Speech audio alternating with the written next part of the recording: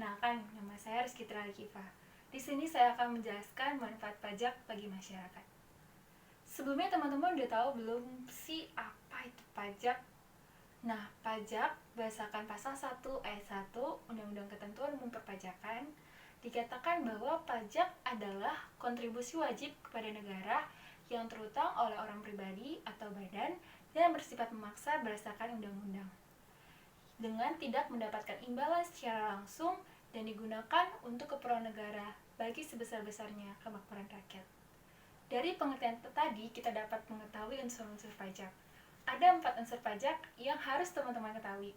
Pertama, pajak adalah kontribusi wajib kepada negara. Teman-teman pernah nggak sih mendengar istilah kalau kita membayar pajak, kita disebut sebagai pahlawan negara? Kenapa sih kita disebut sebagai pahlawan negara? Karena dengan membayar pajak sama artinya kita menyelamatkan negara, yaitu dengan pembangunan negara. Kemudian yang kedua, pajak itu bersifat memaksa. Memaksa di sini yaitu karena pemungutan pajak telah diatur di dalam undang-undang dan konstitusi negara kita, yaitu Undang-Undang Dasar Negara 1945. Dikatakan di pasal 23A bahwa pajak dan pungutan lain yang bersifat memaksa untuk keperluan negara diatur oleh undang-undang. Jadi, pajak ini sudah disetujui oleh seluruh rakyat Indonesia melalui Dewan Perwakilan Rakyat dan seluruh pemerintah bahwa pajak adalah pungutan yang sah. Nah, ada juga ungkapan terkenal yang mengatakan bahwa tax without representation is slavery. Tahu nggak maksudnya apa? Nah, jadi pajak tanpa undang-undang itu adalah sebuah perampokan, teman-teman.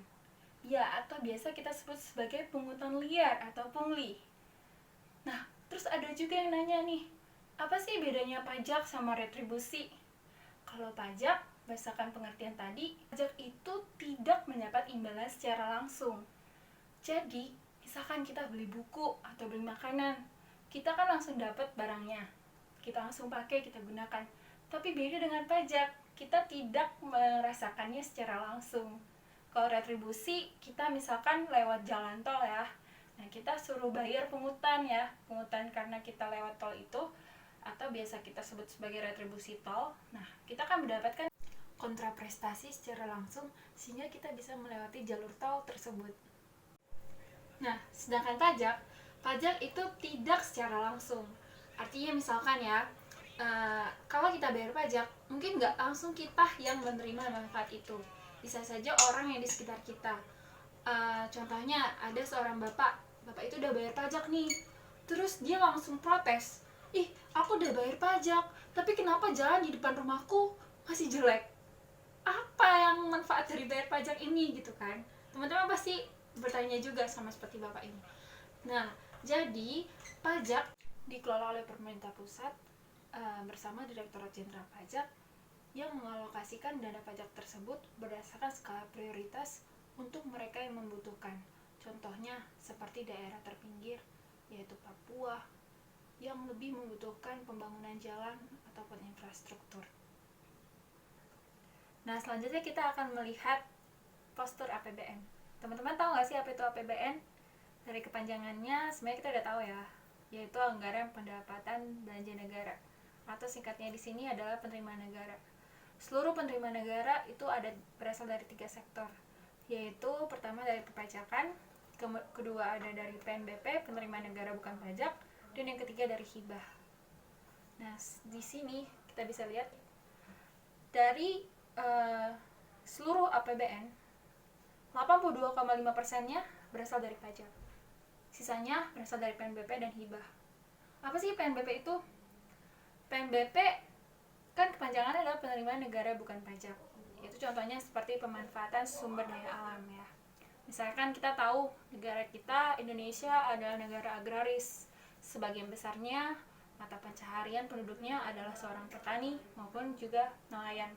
Hasil perikanan dan pertanian akan diekspor ke negara lain. Nah, hasil dari ekspor itu akan menjadi pendapatan negara. Itu juga disebut sebagai PNBP. Atau misalnya kita generasi milenial. Untuk teman-teman atau adik-adik SMA yang sudah berumur 17 tahun, pasti akan memiliki SIM. Nah, SIM ini akan memiliki masa berlaku. Masa berlakunya itu juga terbatas. Untuk memperpanjang masa berlaku SIM tersebut akan dikenakan biaya administrasi. Nah, biaya administrasi yang dikeluarkan oleh teman-teman itu juga merupakan PNBP. Dan yang ketiga adalah hibah. Hibah itu adalah semacam pinjaman tapi dia bersifat sukarela yang diberikan kepada pemerintah pusat, baik dari dalam negeri maupun luar negeri. Contoh yang memberikan hibah kepada negara kita Indonesia adalah lembaga-lembaga internasional seperti IMF dan juga World Bank. Nah, kemudian dari ketiga sektor itu kita bisa melihat grafik. Nah, kita bisa lihat pada grafik di tahun 2019 total APBN negara kita yaitu sebesar 2.165,1 triliun. 0,018%-nya berasal dari hibah atau sebesar 0,4 triliun. Kemudian yang kedua yaitu penerimaan negara bukan pajak sebesar 17,47% atau sebesar 378 sebesar 82,5% atau sebesar 1.786,4 triliun berasal dari pajak. Nah, untuk apa sih pajak itu? Yang pertama, dari sektor pendidikan. Dari APBN tadi, sebesar 20%-nya dialokasikan untuk pendidikan. Pemerintah memberikan program Kartu Indonesia Pintar dan juga dana BOS seperti dana bantuan operasional sekolah dan beasiswa bidik misi. Sehingga masyarakat yang tidak mampu untuk membayar sekolah atau membiayai sekolahnya bisa mengenyam pendidikan. Juga ada pembangunan infrastruktur pendidikan seperti pembangunan sekolah dan renovasi sekolah-sekolah yang sudah rusak. Dananya itu berasal dari mana? Ya benar, dananya juga berasal dari pajak. Nah, kemudian yang kedua yaitu pelayanan umum. Pemerintah dalam menjalankan tugasnya dibantu oleh aparatur sipil negara atau biasa kita sebut sebagai ASN seperti PNS, juga Polri, dan TNI. Semua pembiayaan negara untuk menggaji ataupun pembayaran gaji kepada para aparatur sipil negara dibiayai melalui pajak. Dan kemudian perlindungan sosial. Pemerintah juga memberikan subsidi seperti subsidi BBM, subsidi pangan, pupuk, beras raskin, dan bantuan lembaga sosial masyarakat kepada mereka yang membutuhkan.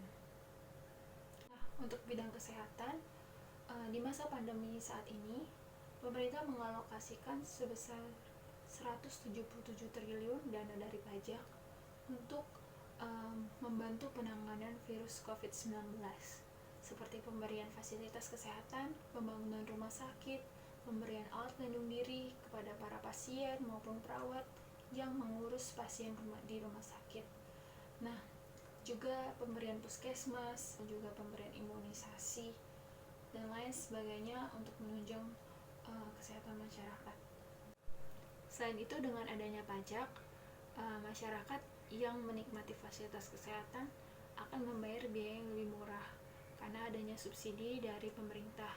Contohnya seperti BPJS, layanan BPJS dan juga Jamkesmas, jaminan kesehatan masyarakat. Di bidang ekonomi, pajak juga turut berperan besar dalam membantu para UMKM maupun koperasi untuk menjalankan usahanya. Sehingga meskipun di masa pandemi ini, pemerintah terus memberikan bantuan berupa insentif maupun dana pinjaman kepada masyarakat yang membutuhkan untuk bisa tetap menjalankan usahanya. Nah, di bidang pertahanan, pajak membantu untuk membangun pos keamanan dermaga di perbatasan negara kita. Kemudian di bidang pariwisata seperti pembangunan akses jalan menuju lokasi wisata sehingga para turis maupun kita wisatawan lokal ataupun asing bisa datang ke lokasi wisata. Bidang perlindungan sosial, pajak turut berperan dan ikut andil dalam membiayai dana untuk renovasi, misalnya renovasi hutan ataupun lahan yang rusak akibat bencana alam. Kemudian di bidang infrastruktur, pajak turut berperan dalam pembangunan jembatan, jalan tol, pembangunan rel kereta api, sehingga kita bisa menikmati jalan yang ada pada saat ini. Begitu juga pada saat kita ingin ke sekolah, kita menggunakan transportasi umum. Nah, dananya itu juga berasal dari pajak. Nah, selain itu, pajak juga diberikan kepada daerah-daerah yang memiliki kebutuhan seperti daerah khusus, di situ ada Aceh, juga Papua ataupun daerah-daerah terpinggir lainnya yang dibantu melalui yang namanya adalah transfer dana ke daerah.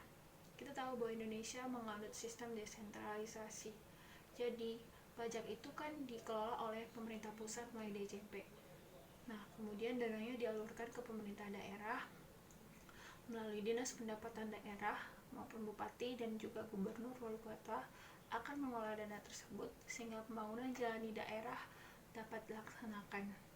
Begitu juga fasilitas umum dan lain sebagainya. Jadi, begitu banyak manfaat pajak yang bisa kita rasakan bersama. Sebagai warga negara yang baik, kita bukan hanya menuntut hak kita, tapi kita juga harus melaksanakan pemenuhan kewajiban kita, yaitu membayar pajak. Jadi mari kita teman-teman semua generasi milenial taat dan patuh pajak. Setidaknya kita sudah mengenali apa itu pajak dan kita sudah mengetahui pentingnya pajak bagi kehidupan kita. Sekian dan terima kasih. Presentasi materi saya kali ini semoga bermanfaat bagi teman-teman semua. Mohon maaf jika ada kekurangan dan kesalahan kata. Terima kasih.